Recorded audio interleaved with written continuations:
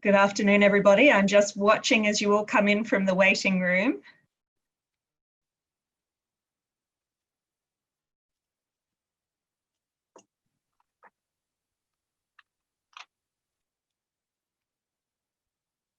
All right. It looks like everybody is connected in. So good afternoon, everybody. My name is Natalie Klein, and I'm the president of the Australian branch of the International Law Association, and also a professor at UNSW Law Faculty. Both organizations are sponsoring this series that we've been running, looking at COVID-19 and a whole range of different impacts that that is having in international law. Now, in welcoming you to our seminar this evening, I would like to acknowledge the traditional owners of the land that I'm currently on, which is the Bidjigal people, and I would like to pay my respects to their elders, both past, present and emerging, and extend that respect to other Indigenous people and Torres Strait Islanders who are joining us this evening.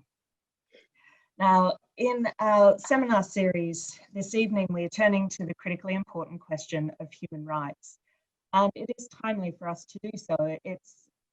When we started this series back in April, that was the point that really the reality of COVID-19 was really coming home to Australians, though, and I guess quite literally, in as much that in terms of where we were all physically required to be for some period of time. And those restrictions are easing here in Australia to varying degrees, but really we certainly know that there's nothing we can take for granted at the moment and how things might develop into the future. And certainly when we look globally, we have to be very aware that cases are now well over 9 million people, and we're looking at almost 500,000 deaths. And so this situation is one that is having very widespread consequences.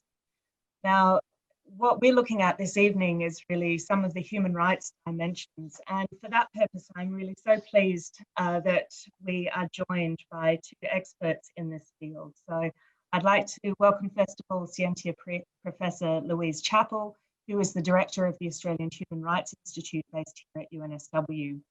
And Louise will be speaking about the human rights implications of Australia's response to COVID-19 and consider how our international obligations are being upheld or undermined by the pandemic. And also equally happy to welcome Elaine Pearson, who is the Australia Director at Human Rights Watch and also an advisory committee member for the Australian Human Rights Institute.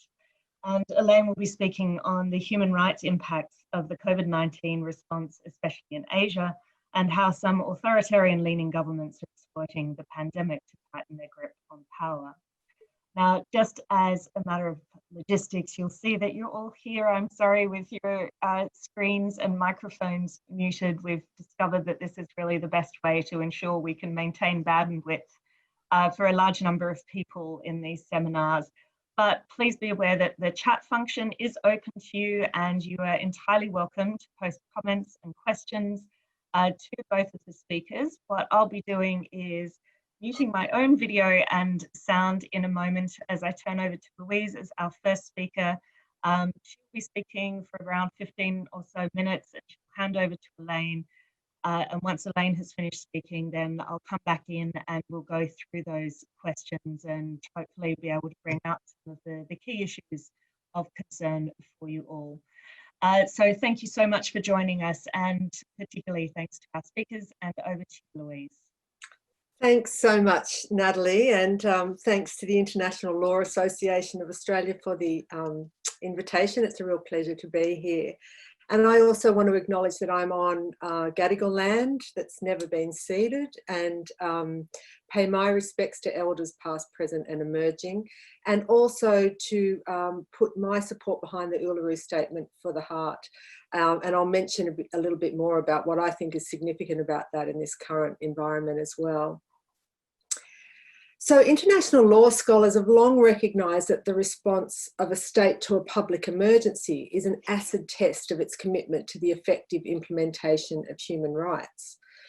So my focus tonight is really how well has Australia stood up to this test in the age of COVID-19, which, as we know, is the greatest global public health emergency in a century or more.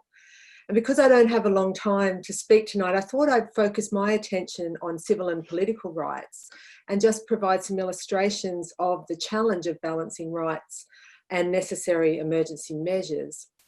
In discussing this, I just want to note that I fully recognise that economic, cultural, social and environmental rights have also been significantly impeded by government responses to coronavirus, both in Australia and across the world.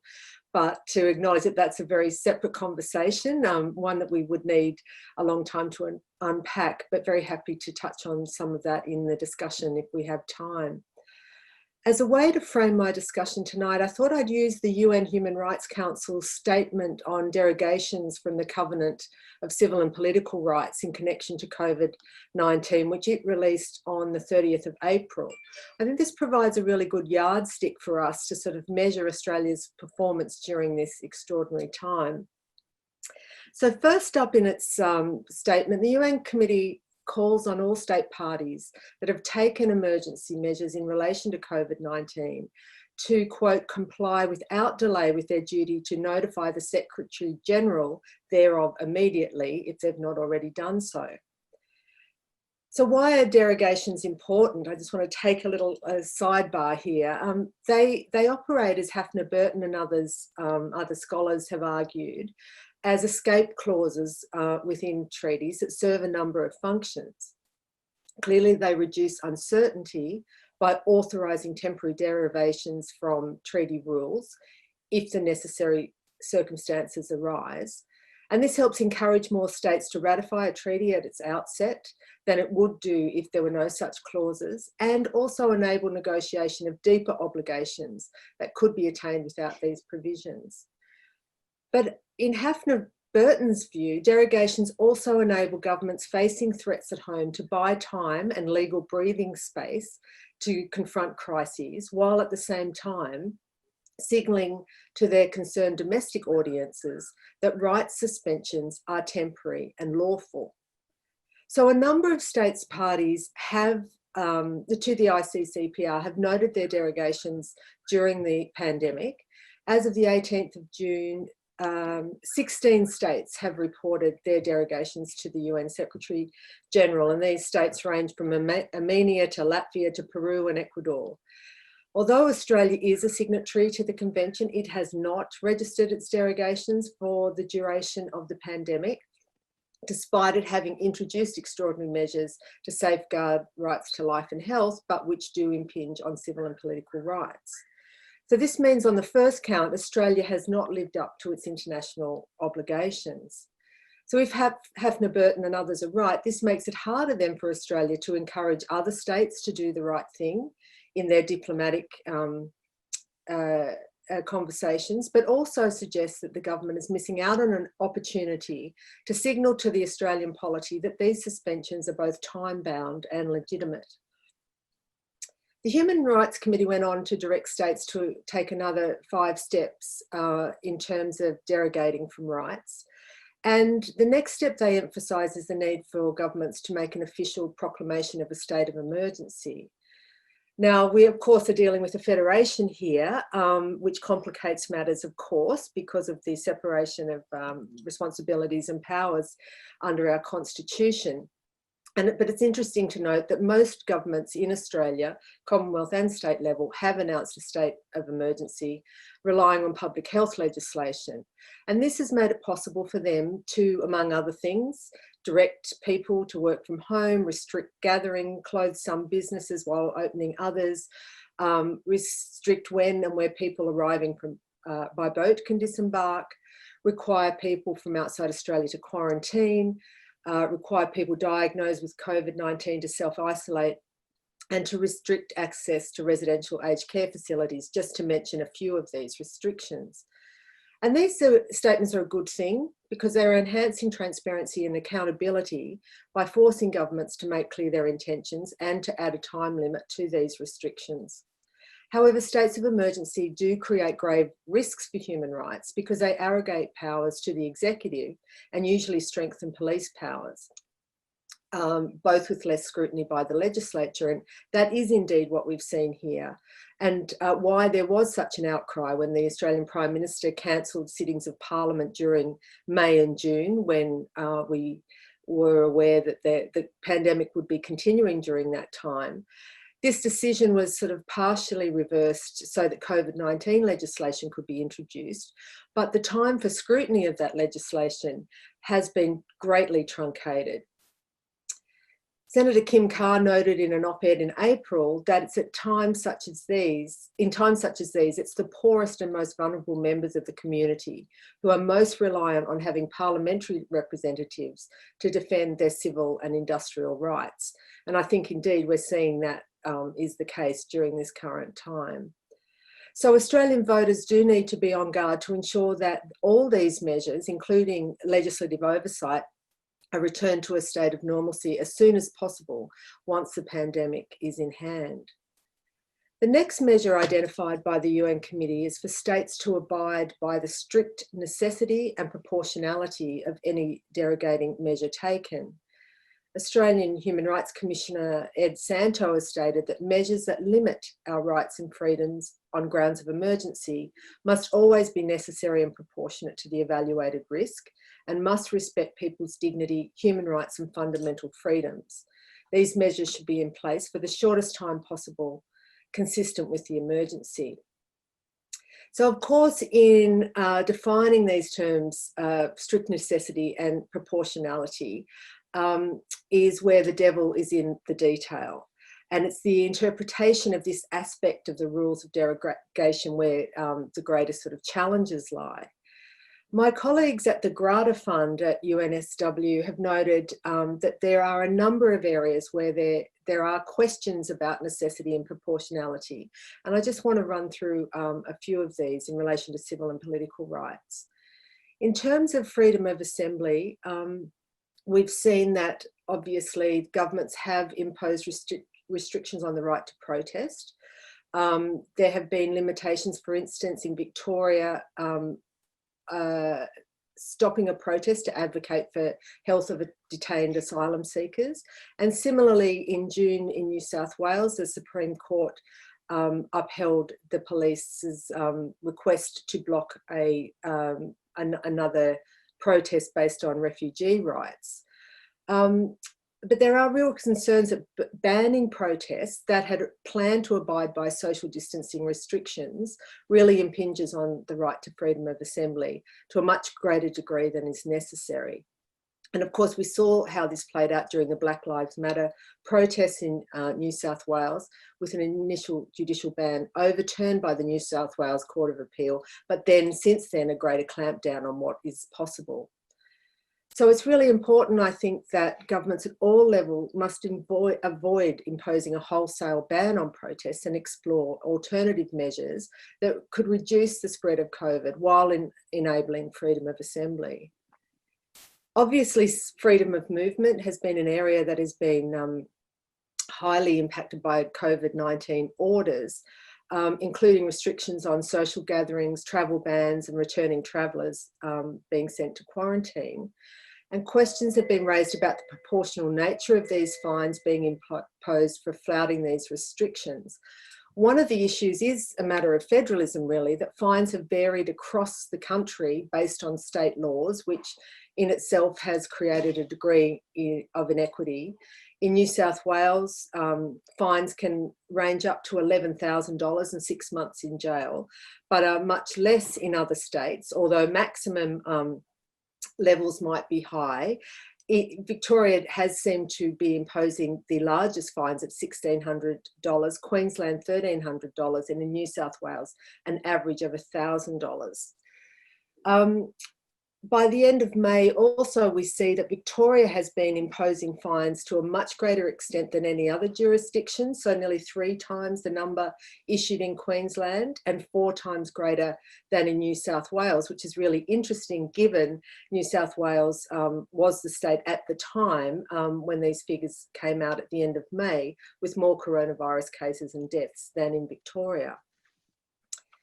Freedom of expression is also an area that we need to pay attention to. And we've seen access to information as one of the problems that come under this broad heading, especially for people, excuse me, from cold backgrounds, and the potential impact of these people not being able to get access to relevant information. So that's inhibited their ability to protect themselves and to participate in discussions about how to resolve and respond to the crisis. The Age reported yesterday in Melbourne that a not-for-profit community had done a survey on their migrant communities that they were working with, and they found close to 25% of their clients did not understand the COVID-19 information, or indeed had received any at all. So there's obvious real gaps in terms of the way information is being shared and discussed. But it's also important, I think, in the Australian context that we understand the wider environment that we're operating in, the rapidly declining base of Australia's free press with the closure of hundreds of local papers, which as a girl who grew up in the country really knows how important they are as sites for scrutiny for public information, especially in times of emergency. The recently announced significant job losses at the ABC, whose charter requires it to inform the public on critical issues such as these emergencies, as well as cutbacks or lack of support for universities who are producing fact-based materials on the pandemic. I think they all provide sort of a background of concern around freedom of expression as well. The right to privacy obviously became a major issue with the launch of the COVID Safe app, and the initial lack of transparency around the app and the source code has been strongly criticised, including from Human Rights Watch and a submission put in by our colleagues with us from the Allens Hub for Technology, UNSW Law, around the privacy breaches that were potentially created by the app. But we also see other problems, including the use of drones to enforce distancing measures, which again has been discussed in an Institute submission to the COVID-19 Parliamentary Committee. Two other UN human rights directions that states need to comply with is the application of a non-discriminatory approach in the development of its responses, as well as a reminder to states that they're prohibited from derogating from non-derogable rights. So given that anti-discrimination is one of those rights, I thought I'd just discuss these two things together. So to contain the spread of COVID-19, there's been obvious expanded police powers to enforce new public health directions on social distancing. And these enforcement powers have been criticised heavily for lacking clarity and for their potential to result in inconsistent and discriminatory application. So one of the areas that has really come to the fore around this is about the inconsistent and unjustifiable application of fines to certain minority groups, including First Nations communities and migrant populations, which is really constituting a breach of the right to equality. There's been a couple of really good investigative news reports on this, and a recent one noted that, for instance, Indigenous communities such as Coonamble, where a third of the population is Indigenous, saw 10% of New South Wales's infringement notices for disobeying restriction orders, despite having just 0.04% of the state's population and no confirmed COVID-19 cases. At the same time, a third of New South Wales fines have been issued in Western Sydney, which has the largest Indigenous and migrant populations in Australia. But very few, 2 of the 151 fines for flouting lockdown rules in New South Wales were in Waverley, which is in Sydney's eastern suburbs, which has had the highest number of confirmed cases in the state. So you can see there's real discrepancy there, and those people who are most disadvantaged to start with are being heavily discriminated against with the application of these laws. in the UN Committee's statement, they drew out for special mention two other groups that needed special attention with the application of emergency laws.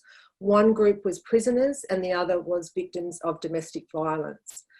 And I know that Human Rights Watch has done some very important work on addressing the rights of prisoners during the pandemic, and I would recommend you all have a look at their reports. But as they note, while other governments around the world were releasing inmates, Australia so far relied on doubling down on lockdowns and ending visitation rights, which are particularly problematic when we know that there are so many people in our prison population with disabilities already, and the ongoing sort of mental health dimensions of those particular measures that are so damaging. So Human Rights Watch has set out clear criteria for the Australian government to use to prioritise the release of prisoners. And maybe this is something that Elaine might want to speak to later, but it seems like there are no governments that have really taken that on board and instead sort of seem to be imposing restrictions that are more likely to violate prisoners' rights than to uphold them. The other point is around domestic violence, and the UN Committee called attention to the rights of individuals in situation of confinement and to the aggravated threat of domestic violence in situations such as the pandemic. This has come to the fore in terms of government responses in Australia during this period.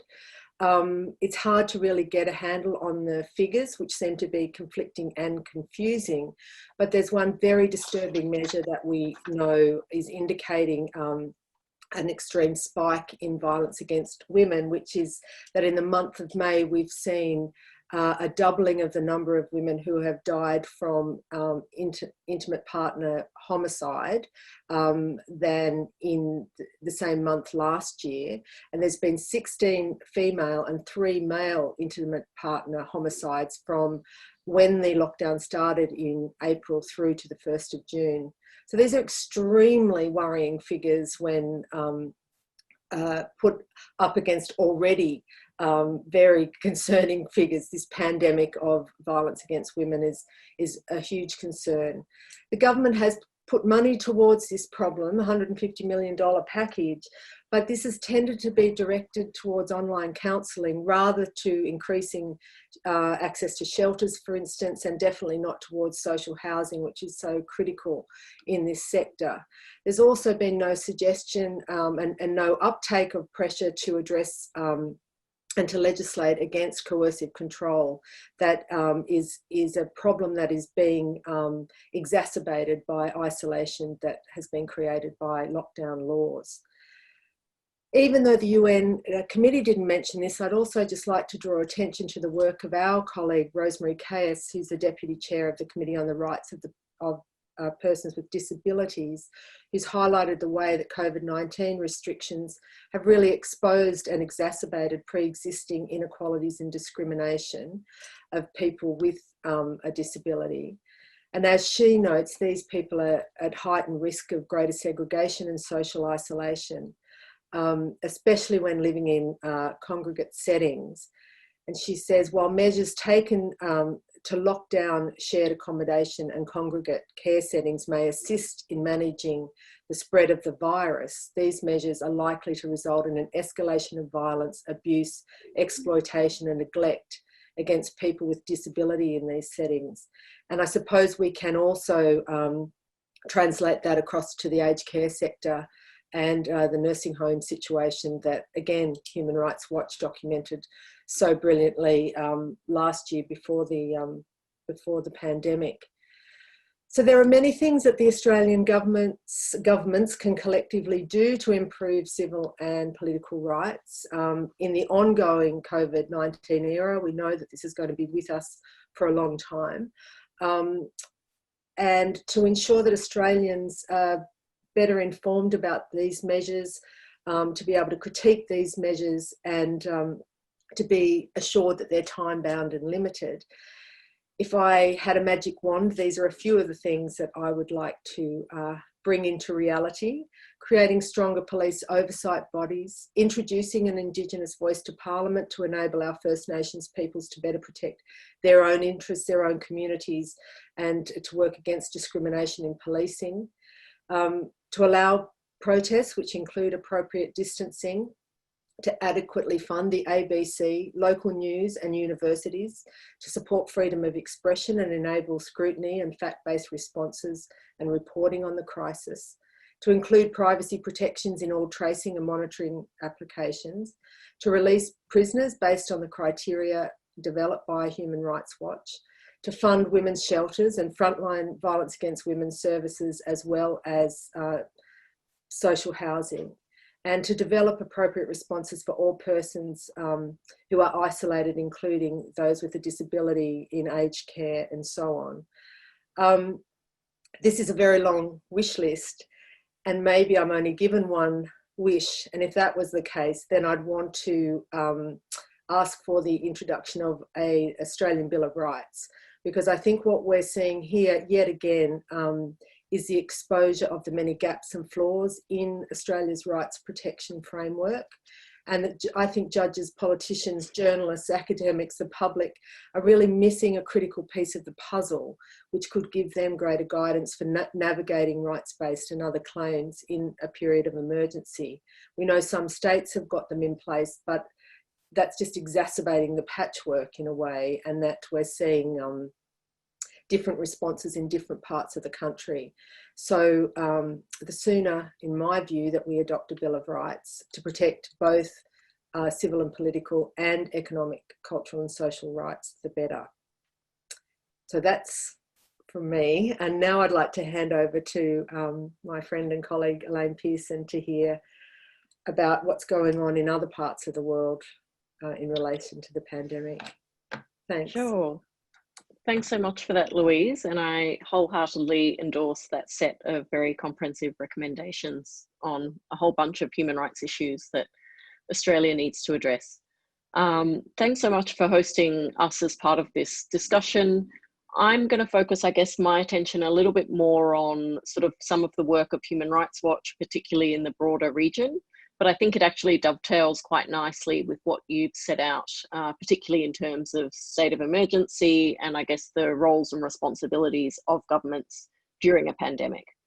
So maybe just to get started, I mean, if we rewind back to mid-March when, you know, certainly everyone at Human Rights Watch was really struggling to adapt to this sudden new reality, working under lockdown, feeling fortunate that as human rights investigators, you know, we were able to work from home, but also seeing the uneven way in which this was playing out in different parts of the world, we felt like it would be really helpful to put out a document that basically reminded governments of what their obligations are during a pandemic of this type. So the first document that we released that was quite comprehensive really looked at international standards, and that, you know, we accept that during a public health crisis, states can take quite extraordinary measures to restrict rights that they would not normally be able to do. But as Louise pointed out, it's very important that the measures taken are lawful, that they're, you know, set out in legislation, that they're time bound, that they're specific, and that they're proportionate and that they're necessary. And also, you know, we want to make sure that those measures do not have an arbitrary or discriminatory effect on certain vulnerable groups. So that, I guess, for us was sort of laying out, you know, what governments should do. And then we sort of laid out areas where we were already seeing quite quickly where human rights violations were a concern. And so, you know, one of the first key areas for us has been freedom of expression. And, you know, I mean, this harks back even to the very early days of the virus, when we saw how things played out, particularly in China.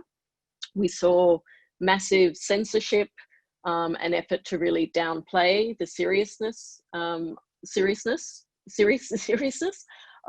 the virus.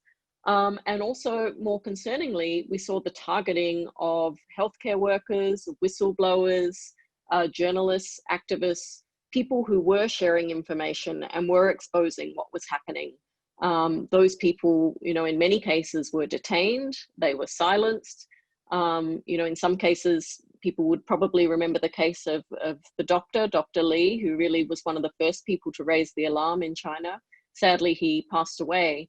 But before that, he was taken in by police for questioning on the grounds of spreading rumors. So, you know, this is not something that is unique to China. You know, unfortunately, we've seen this response play out, you know, in many different parts of the world, but particularly looking, I guess, in the countries that we cover in Southeast Asia, we saw similar things playing out in Thailand, in Cambodia, in the Philippines, where, you know, vague laws around the spreading of disinformation or fake news were really being used to target journalists, bloggers, and those who were seeking to criticize their government's response to coronavirus. And obviously, in the midst of a pandemic, people need to have access to information. And so by having this sort of very repressive approach, it's really very concerning, because it then means that people will think twice before sharing certain information. And in places like Thailand, it was criticisms around the lack of PPE equipment or government corruption in terms of how that PPE equipment was being handled. In places like Cambodia, it was media reporting on, you know, the ineffective response from the government to the virus. We then also started to notice, you know, abusive human rights abuses in terms of, you know, how the lockdowns and these restrictions were playing out in different parts of the world. And the Philippines in particular, I guess we would single out for having a particularly poor approach to those who were violating the curfews that were put in place in the Philippines. So there were very strict curfews. People who violated them were subjected to cruel, inhumane, and degrading treatment. We documented numerous cases of children, particularly street children, who were swept up. They were, in some horrible cases, even put into cages, dog cages. But people who violated the curfew were basically put into overcrowded prisons already, which, you know, is a problem anyway. But you can imagine, you know, with the virus circulating and knowing that it circulates very well in closed detention settings like prisons, it obviously was extremely problematic that this was happening. Even worse than that, in the Philippines, you know, the President Duterte, in fact, made public statements saying that if people don't follow the curfew, then, you know, it's that the police can shoot them dead. And we actually documented a couple of cases where this occurred, where people, you know, were out after the curfew and unfortunately were shot dead by police. So, you know, what we saw playing out in many of the countries where Human Rights Watch has staff on the ground in Southeast Asia is governments really, I guess, using the pretext of the virus to impose even greater crackdowns and repression on human rights. And this was really concerning. I mean, to give another example, Cambodia is an example of a country that imposed a state of emergency, but it was so extremely broad. It basically gave the government unlimited and unchecked powers to restrict civil and political liberties, including surveillance of private communications and arbitrary restrictions on the media. So you can see this is like, you know, absolutely extremely broad and extremely problematic. And I mean, this comes basically off the back of, you know, a government that has done everything it can to basically fraudulently and coercively win elections by completely wiping out the opposition. And that has imposed very strict, harsh restrictions on the media anyway.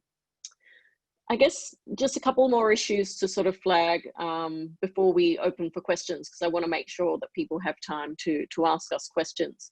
We've also been very concerned about the rising xenophobia and racism, particularly in the wake of coronavirus. And, you know, in different parts of the world, this has played out in different ways. So in countries like Australia, the United States, in a number of European countries, pretty early on, we saw that people of Asian origin, particularly Chinese people, but, you know, any Southeast Asian people were being targeted and harassed and blamed for the coronavirus. And we saw a real surge in those cases. But if you look at what was happening in China, we actually saw it was the reverse. It was foreigners who were being blamed for coronavirus. And we noticed that many foreigners were having difficulties. In some cases, they were being kicked out of properties that they were renting, or even hotel rooms. And particularly people of African descent were being singled out for even worse intimidation, harassment, and getting basically no help or assistance from the authorities. And then if you look at what was happening in India, particularly in the early stages of coronavirus, it was actually the Muslim community in India that was being targeted and scapegoated for the virus, because allegedly one of the first sort of hotspots was, apparently a religious service. So I think what we've seen around the world is how quickly, the pandemic can be used to scapegoat certain minorities, and how this can play out in really dangerous ways. And it's really important that governments take steps to ensure that those minorities are protected, that they can report, such acts of intimidation and violence, and that those abusers really are held to account. And then finally, I guess the other area which Louise kind of touched on, we've really looked at, I guess, that issue around arbitrary enforcement and the vulnerabilities of certain groups who, would be more at high risk of getting COVID-19. So particularly looking at the vulnerabilities of people in closed settings, in prisons, in immigration detention centres, in, also people detained in Australia in hotels, quite frankly, the use of hotels, and also aged care facilities. And, we've made certain recommendations, particularly with regard to the prisons around, who should be prioritised for release, particularly given the overcrowded situation in prisons, that it's really important to look at people who don't pose a security risk, who should be released, or people who are coming close to the end of their sentence, but also people who have a particular vulnerability. So people with underlying health conditions, older people, and so on. And then likewise, we're doing some current work looking at aged care facilities in the US, but also here in Australia, and the COVID-19 response. And people may or may not be aware that the Royal Commission that's going on at the moment into aged care has actually opened up a new round of submissions looking at the impact of COVID. And there, I think we've seen the government acted quite quickly to sort of restrict entry into aged care facilities in order to protect the residents of those facilities. But it didn't say that visitors should be banned altogether. However, what we noticed is that a number of the facilities basically interpreted that, or went of their own initiative, basically adopted a complete outright ban on visitors. And particularly for older people with dementia, people who are vulnerable, who are frail, who really look to those visits of relatives as a lifeline, visitors who are often feeding their loved one, looking after their loved one. We certainly said it was absolutely inappropriate for aged care facilities to consider complete bans on visitors. In the same way, with regards to the prison population, we think that visits can be managed, but particularly now, looking at the sort of threat level is much more reduced. We are very worried about the impact of the lack of oversight in closed settings, where there is sort of very little oversight, monitoring, and very little visits. So what we've also done is we put out a human rights checklist, and that basically laid out what are the things that governments should be doing if they want to ensure that they have a rights-respecting response to COVID. And we also drew on positive and negative examples from different countries around the world. And Australia is certainly mentioned in that, both positively and negatively in terms of its response. But maybe I'll leave it there because I'm conscious of time, and I'm sure that people would love to ask both of us, a bunch of questions. Great. There we go. All right, thanks so much, Elaine and Louise, both for those presentations. I think it was extraordinarily helpful to get such a comprehensive review of so many of the different human rights issues that we're facing at the moment. Since you were just talking about them, Elaine, I think I will try and be very clever and do the share screen function now, because we do have the documents that you can potentially see. How is that working? Select a window, share. My technology is improving immensely as we go through this. Except, all right, I might be failing on the technology front. No, it's there. Okay, yay. All right. I just wanted to share with everybody the links to the documents that Elaine had been mentioning, including the human rights checklist particularly as well. So what we'll do, there's some great resources there. We have been recording this seminar and we'll be circulating it to everybody who's registered, and we'll include with that the links that you'll have here. And I also wanted to give a mention as well to the Australian Human Rights Institute has a new publication which is called On Guard, and it's very much a portal that's focusing on monitoring human rights during the pandemic. And so it's a newsletter that you can subscribe to as well, and provide you with some up-to-date information that's going on in this area. So if you don't catch the links right now, then they'll be sent through to you on email. All right, now the challenge to end my slide and get back. Screen sharing has stopped. Promising, great. And what I would like to do is turn to the questions. Now, there was a comment I see from Nanthapong maybe that I'll just share with everybody about the situation in Thailand, where it said it's true, people still can't find face masks, not cloth masks in any pharmacies, while there's a report stating that the number of masks were exported overseas. And I think perhaps there is a dimension about what's going to happen where countries are perhaps servicing other countries more so than dealing with their own populations. I don't know whether you wanted to comment further on that, Elaine? No, but I mean, I guess, yeah, I think that's an issue with Thailand, but I mean, it's also been an issue here with Australia, right? I mean, I think there was some reporting quite early on in the stages of the pandemic that a lot of that PPE equipment was actually sent to China by people who were really trying to do the right thing. They were trying to help the Chinese government. And I think, you know, we didn't really realize, obviously, that Australia would also be needing that PPE. But I think now the question is for governments, you know, how they can be providing that equipment, particularly for medical professionals, but also for, you know, for ordinary people. But, you know, we've been really concerned to see healthcare workers with inadequate PPE, in many cases dying, unfortunately, in countries like Pakistan, Indonesia, doctors and nurses, simply because there isn't enough equipment. So it's really important that countries do have access to that equipment. Can I just come in too, Natalie, a couple of points. I agree, you know, that lack of access to equipment. I read a piece on India frontline healthcare workers the other day who have no equipment whatsoever, just none, and 90% of them are women, and they're just completely exposed. So that's a real problem.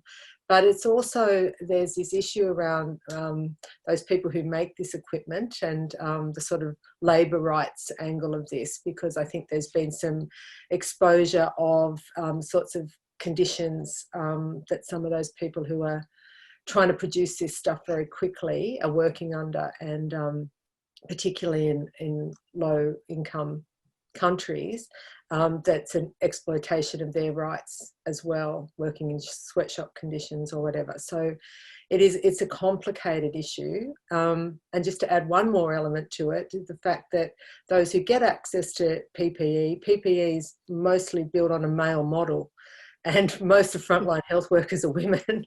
So it adds to their risk, actually. You know, this just very basic lack of a gender distinction of how this stuff gets made, and assumptions about who it's going to have not taken into account the fact that nurses make up the primary critical healthcare workforce, and even if they get access to it, the gaps in clothing and the goggles that don't fit and the gloves that are too big, it puts them all at risk. So PPE in itself is a really critical issue, not to mention the waste that it's leaving behind and the environmental issues that are coming with that. Yes, yeah, the gendered and environmental issues, I think, have just been put in a basket to worry about a bit later, it seems, on occasions. So let me turn to a question that came through from Ben, Louise, while you were talking, which you might have seen. It was the decision by the New South Wales Court of Appeal to overturn the Supreme Court's decision was not based on the proportionality of laws on prohibiting protest, but the New South Wales Court of Appeal consciously raised the competing interests but made no decision on that issue. Would it be useful for human rights organisations to issue a lay-friendly statement? This is since the reasoning for the Court of Appeal overturning the decision seemed to be distorted in the public's mind, especially since the subsequent decision on refugee rights protests. Well, I think that's a really important point, actually, that I think people didn't really understand the reasoning for those decisions, and that they are quite distinct and different, and that proportionality didn't come into the Black Lives Matter issue. So I think that's a great idea. I mean, maybe it's something we should take on at the Institute and work on with some of our interns, because I think there was a lot of confusion, and there's ongoing confusion around protests and assembly, and there's obviously a groundswell of support by people of wanting to get out and protest and hold rallies at the moment around the intersection between sort of the race and health and economic crises that we're confronting. So I think that's probably a very helpful thing to do, and just to unpack it a bit and explain to people what those decisions were about and how we might be able to get a bit more of a balance around the right to assembly issue. Yeah, I think there was a statement, I don't know if it really analysed the court ruling, but I know that the Human Rights Law Centre and some of the other groups actually put out a good statement earlier this week about the right to protest. I think just to remind governments sort of what their obligations are. Thank you. Yogi has asked, what provisions should be put in place, do you think, to regulate contact tracing apps so that the right to privacy is protected? How do we prevent mission creep and the fear of the normalisation of state surveillance stemming from the use of these apps? Yeah, I mean, I can take the one on the apps. I mean, I think we actually have a pretty good Q&A on our website, which talks about some of the challenges with mobile tracing apps. I mean, our view is, given, I guess, the risks to privacy and that they are essentially, a surveillance tool, even if you put multiple safeguards in place, the question is that I think it's not very clear whether they actually work that well. And I think that's been proven to be the case, certainly here in Australia, where we were told, oh, you need to download the app, if we want to have the restrictions released. And then, millions of people did download the app, but then we found out actually our health departments are not even using it. And that it doesn't work. It doesn't work very well on iPhones unless you have it on and running in the foreground. And I think there are still issues there. And so I think in this rush to embrace technology, we really need to be clear that safeguards are there in place. And I think the Australian app actually, I mean, it's obviously a lot better than the ones that other countries have adopted, where we have a lot more serious concerns. Everyone knows probably that, the Chinese government uses all sorts of mobile tracking apps in nefarious ways to track, certain ethnic minority groups, for instance. And I would be very cautious, about downloading any of their COVID safe apps onto my phone. I think the Australian one has, numerous safeguards in place. They said, that they would make the source code available. So they've actually ticked a lot of the boxes. But I think for me, the question is, you know, are we really getting the benefit, given that there is, with all of these apps, there is always going to be a risk to our security and to our privacy. And I don't think that has yet been proven to be the case. Yeah, I mean, I don't want to talk about the technicalities of the COVID app myself, because I'm certainly no expert in it, and know a number of colleagues who are, but it is more this thing about the mission creep and the normalisation of surveillance. And I think that's the point that Elaine's making there, that this is the thing that we've really got to be cautious about. The easier these things sort of slip into our everyday use, then the easier it's going to be for governments to use them and for our privacy to be invaded. I noticed just a news report last night about, you know, Russia hacking into some video, you know, just videos that people are using for their own surveillance or whatever, and just how problematic this whole area is, and the lack of protections around it. And I feel like yes, there is this dimension of the normalisation happening, and I think the work that our colleagues done on the use of drones as well is equally as interesting, because they also have potential to really be able to track and surveil people in all sorts of ways that we haven't even considered yet. And it doesn't seem like legislation's quite caught up with where that's at, and the application of them during this time is really problematic. So I do think it's something we have to be very vigilant about. Great, thank you. Are there, Alexandra's asked, are there any rules around the length of temporary derogations? She notes that everyone's now talking about a second wave, and there's an understanding that COVID-19 will be around in the community for some time. So potentially that means governments can claim restrictions are needed for perhaps months or years to come. And were you familiar with any case law or comments, I guess, coming from the Human Rights Committee as well, that might put time limits on these sorts of restrictions? I actually don't know. I actually think not. Elaine, can you clarify that? I know Andrew Burns is on this call, he's sure to know. But my understanding is that there's not, but there is ongoing reporting needed to the committee to inform them of the reasons why you would need to extend a state of emergency or any derogation. So it can sort of be ongoing. And I think this is one of the problems with this, when you get authoritarian governments doing the right thing, if you like, by stating their derogations. They might want to put them there and leave them there for a long time and keep saying that there's civil unrest or whatever. And so still being a member of that international human rights community, but actually at home getting away with really not upholding those commitments domestically. Yeah, I mean, you have like Malaysia having a 30-year or something state of emergency, which obviously hasn't been in a state of emergency. But I don't think there's anything sort of set out in stone in terms of days, weeks, months, because obviously each case would be determined based on those specific conditions and facts.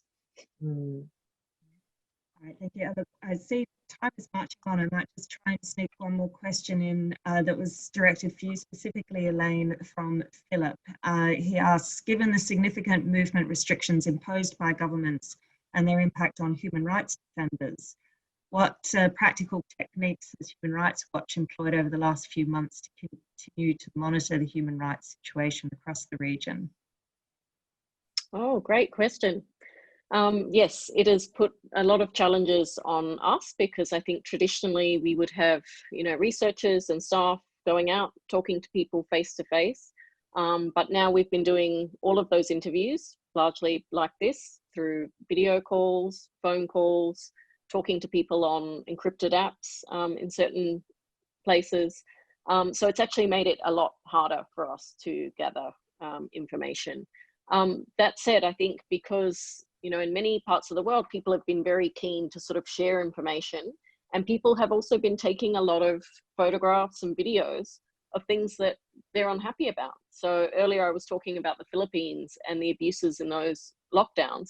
Our Philippine researcher wasn't able to get everywhere, but he was able to get a hold of footage, photographs, video, and then he was able to corroborate that by reaching out to people, you know, in those places and in those towns. So I would say we're definitely relying on tech a lot more to do our research. And I think that probably is anyway the future of a lot of human rights investigations is, you know, sort of harnessing, I guess, our phones and technology in order to gather the facts. Mm. Thank you. I just note some of the discussion going on in the chat room. Hopefully you can all have a look at that. But just following up on the question of the length of time, I think Ben stated that is there a parallel with anti-terrorism laws, which I think is an interesting analogy which we could be drawing, and we certainly had, I think, experience in seeing all of that rolling along as well. I'm just seeing there's a few comments, just seeing if there's one last question we could have. Was there any further comments about the response of the Indian state to COVID-19? I don't know if, Elaine, that falls within your bailiwick so much. I mean, India, yeah, I mean, India, we do have staff who've been monitoring the situation on the ground. We're very concerned about, you know, the latest outbreaks. And there again, I mean, some of the concerns have been around, you know, the impact on poor, vulnerable, marginalized communities, particularly migrant worker communities, who, when the lockdown was first announced, people were stranded, you know, very far from their homes. They had no accommodation because often their accommodation was linked to, you know, where they were working, and they were having to, you know, resort to all sorts of extremes in order to return to their home villages. And then potentially, probably also some people may have been spreading the virus in doing that. And I think the other issue that I have heard from colleagues in India is that anyone who, you know, tests positive for COVID-19 is really subjected to a lot of harassment from other community members. There's this real stigmatization that we've noticed there, but we've noticed, you know, in many countries actually where we work, certainly not just in India. But I think that really is concerning, is that people have not wanted to come forward, have not even wanted to get tested in places like India and Bangladesh, precisely because of the stigma around if that test turns out positive. Mm. There was a report this week, I think, that 1 in 100,000 Indians are being tested, but when they are, 4 out of 5 of them are COVID positive. So that's a real concern in terms of the scale of the problem. But another interesting development in India, I understand that in most other countries we're seeing that women are at higher risk of getting COVID-19, but men at higher risk of dying from it. In India, it's women both contracting and dying from it. So that does raise questions about the exposure and, you know, who's on the front line with a lot of this, I think, that might be definitely worth exploring further to try and identify why that difference is happening, particularly there, which is troubling.